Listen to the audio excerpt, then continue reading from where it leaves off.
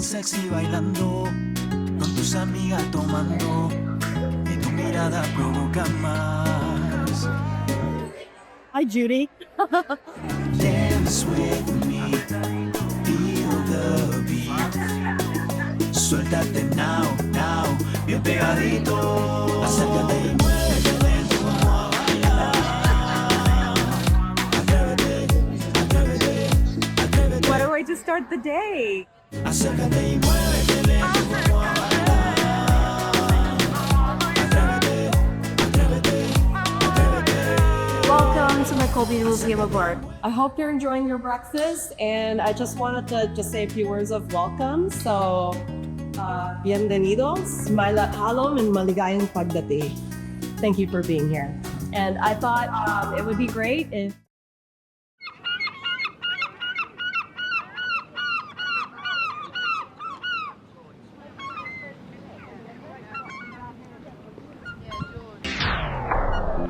Guayaco was sort of the quintessential practitioner of campus printmaking. The other part of the exhibition that I wanted to do, in addition to celebrating the museum collection, is partnered with some studios throughout Maine, so who can really get some voices out there on local artists, local printmakers, master printers who are print shops that don't really get a lot of attention. Kailangan na tayo gumising ating damdamin. Isipin natin tong hangin, inisip pwede na natin baguin. Bakit ba ganyan nakapos ang ating kamay? Mga preso ng sekreto at mali sa saysay. So not myself as I should be, less of self, more selfishly. The press ashes, sell myself to shells, but there's discrepancy. Identity that's meant to be and colonized mine and me. Lying in her eyes, so we find ourselves as enemy. Taught to use papaya soap like whiteness is the antidote. Cotton colonized approach can fight this like a mouth to throat. Question it, you start to choke unless you lessen half your soul. Pressing closest, flatten nose is told it's best if I'm gonna best if I erase the brown color of the country's ground. Color of the roots is found beneath the lands of Mindanao. People power sequel because we're hoping that like with this show out in the world, there'll be also a deeper engagement with her overall practice. She's an artist that was so prolific, was so connected with the New York scene, but she's not a household name, to say the least. I said this is for the place of my mother's land, where I got my face in these browner hands. I used to be ashamed, now I understand, cause this is who I am. I said it's who I am. I said colonized, mind blindfolded, so I'm hypnotized. Compromised, pride, bind hands, never reach the skies. Modified eyes, cried, truth failed to recognize. The disguise lies right, view is planted in our minds. Calling me a dog eater, preying on some chicken bones. Nation known for sex tours, order rights, failed to homes. All of that is nonsense, they've never felt the misery. They've never seen my province or know my country's history. The blister fever. So this is a church. The church is part of a larger complex that was a youth correctional facility in Cabo Rojo, which, I mean, those of you from Puerto Rico know the island better than me, but it is the southwest part of the island. The southwest corner. Yes. That's my favorite part. Tell us about the place. Geologically, just since we're talking about D10, the oldest geologically speaking part of the island. Basically, it's a plaque that during Pangea came from what is now the Pacific to the Caribbean and got stuck there with other magma and whatever, right, as the island was formed. And so the fossils that are in the mountain range in Cabo Rojo actually belong to the Pacific. But I had heard about this complex. I've never been, but that's why I had some idea about it being a prison or something like that. So yeah, it was a youth correctional facility. It was in use from 1908 to 2003. And then the ownership was transferred to from the Department of Corrections to the town of Cabo Rojo itself. And now it's a recreational area for hiking and biking. I've been told the artist Gamaliel runs there in his spare time. That's how he found, because he's a runner, he runs every day. And so somebody suggested that he run here, and he saw this and was super struck by it. And it is a place that feels like really, like nature has taken it back, has reclaimed the space. But it's also very eerie. This work, the title is Correctional Faith. The thing that struck me when I encountered, one, I saw on social media and somebody said like, oh, social media doesn't do it any justice. It's true, right? It's like you don't get the sort of attack your quality. But the thing that is more present to me looking at it is what absent, like the abscess where the cape marks are, where the parts of palm trees are, the lined up where the stairs are. It is a very dark image, but there's something about it to me that also speaks about, you know, in that relationship to nature taking over. It's done so in a way where I feel like here you're glad that nature is taking over, right? Like it's taking back this space, then has this history of violence. Also related to that, I find the title Correctional Faith also kind of interesting in that faith is also not like, I feel like there's a space between correctional and faith. Like somehow faith can like, it's not too negatively coded by the correctional, but that it's also like an exit. There is a dynamic between like hyper-controlled and planned shapes and like spontaneous mark making that's very loose and fluid. There's kind of this like interplay between different types of like really clean geometric shapes, but also this kind of like loose brush hand with wet media. And rather than sort of setting up like a versus binary between the two, it's like very enmeshed. I guess the different ways that like Catholic faith has been so recoded in these contexts. I mean, I know from the Philippine context that these, you know, traditions like liberation theology, obviously they're inspired by Latin American movements as well. But I think about how they, like, for me, that's the correctional aspect of it. That somehow the displacement of this structure within this kind of landscape somehow also completely transforms what that structure is. And that there is a space to recode it. I mean, that's also, I think about the graffiti that is sometimes been rewritten in the transfer. Seemingly, like when that structure was built, it is meant to be sort of a focal point. It is a summit to look up towards, but here in the image, it's like midway, but almost it's below the tree line. The tree line actually goes above what we could even see within the borders of the paper. There's like a symmetry in the architecture, but then almost like a different kind of altar that's formed based on like the natural landscape surrounding it. And you can like spatially, there's some interesting like hierarchies happening between like the architecture and nature. I don't want to say, well, it just Leila's personal experience. Some of it just senses out. It comes out as you're even like explaining your perception of this work. And so I think of our own works and how we are taking our social constructs, you know, our personal like spine in some sense, and how we then approach our work and I hope like also the industry, because what we're doing is correctional in some ways as well, if that makes sense. We are adapting, creating, overcoming, and then building something anew. I mean, Camille, you were talking about how this church is compositionally, it's kind of halfway up the page, you know, it doesn't quite dominate, it's not quite in the background. And Juana, I think you were talking about the kind of abandoned nature of it. And I feel like something that has come up in classes when we talk about this work is the abandoned nature of the church is a kind of metaphor for the abandoned nature of Puerto Rico itself and all these kind of grand projects of infrastructure and development that have been undertaken there and kind of subsequently abandoned or kind of left behind or left midway in process. And I think the work is partially about that process of making art, but also making an island or making a political entity. I don't get a sense of mourning over what has been lost here, you know, and I think that often, you know, like that also needs to come into the reading of ruins, right? Like that it doesn't only become about nostalgia for the past, but that there's also hope in abandonment of certain structures, right? Such as this one. At the same time, I also see and feel kind of like the redemptiveness or thinking about, I love how you're talking about faith as kind of like this exit point and thinking about it in some other way, or like reframing what correction means, not as correcting those kids like in history who have been silenced, or, you know, we think about these voids as erasures, but finding these erasures as opportunities for us to fill in ourselves. There's something that we can think about here that is correctional in a different way and redemptive too. And this is the really kind of, it almost looks like a like some sort of Mesoamerican, hieroglyph or something. But is this something you've ever seen in their work before? Or is it what?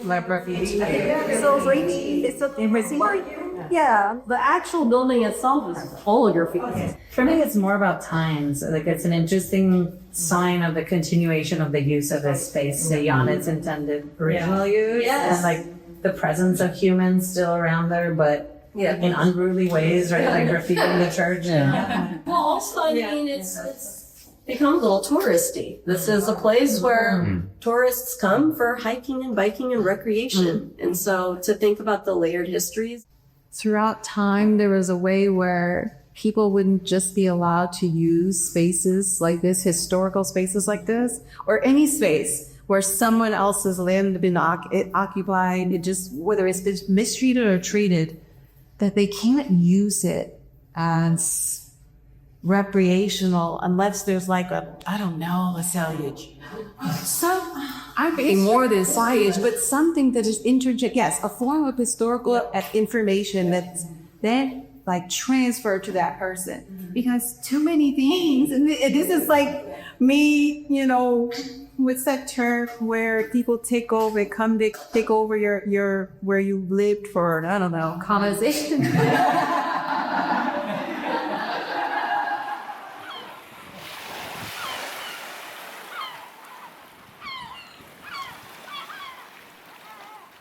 Yeah, like the island is a framework for thinking.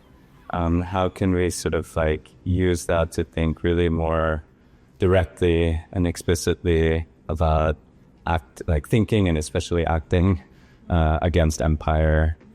So we wanted to leave that just as an open offering. And the idea we thought was really to just start by depicting, based on a real or fully imagined island, to kind of think through this prompt, and then everything will be laid out on a board. We'll have some kind of an archipelago, I guess, at the end of the day, hopefully, on the board.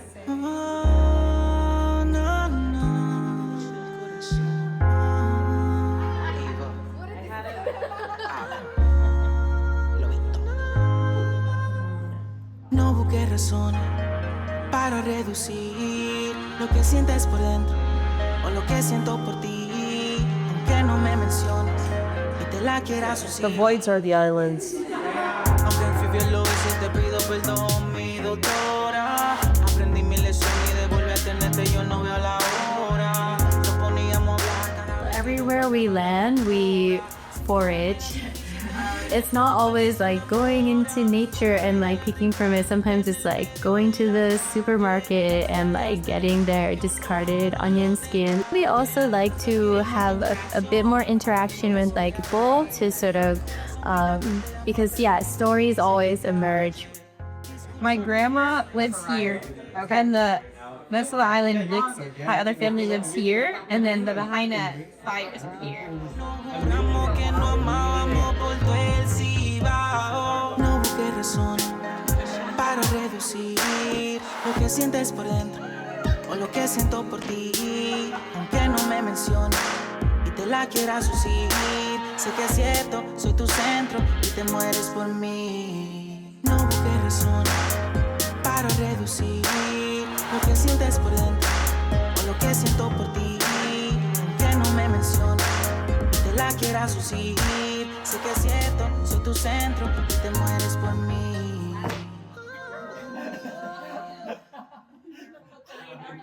La última vez que te vi me di cuenta que aún tú me extrañas. How many did y'all make? And we made a series. Yeah, we made a series. We talked, we kind of wanted to conceptualize and have some sort of material, the material have some meaning. And so out of the materials, we felt that the white paper pulp that came from industrialized American, would represent, I guess, the empire. And then, so...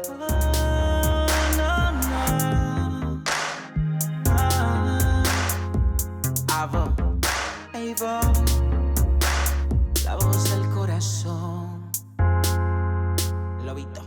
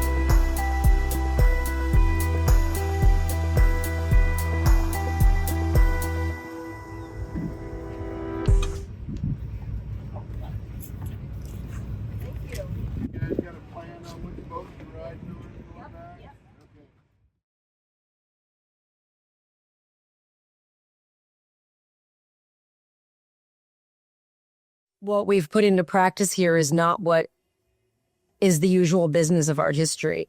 It's generative and generous and from the heart, and it's about politics and feeling, and it's been unique. I've never experienced anything like this, and I'm excited to see the exhibition that is born of this process. This is for the place on my mother's land, where I got my face in these browner hands. I used to be ashamed, now I understand, cause this is who I am. I said it's who I am. I said this is for the place on my mother's land, where I got my face in these browner hands.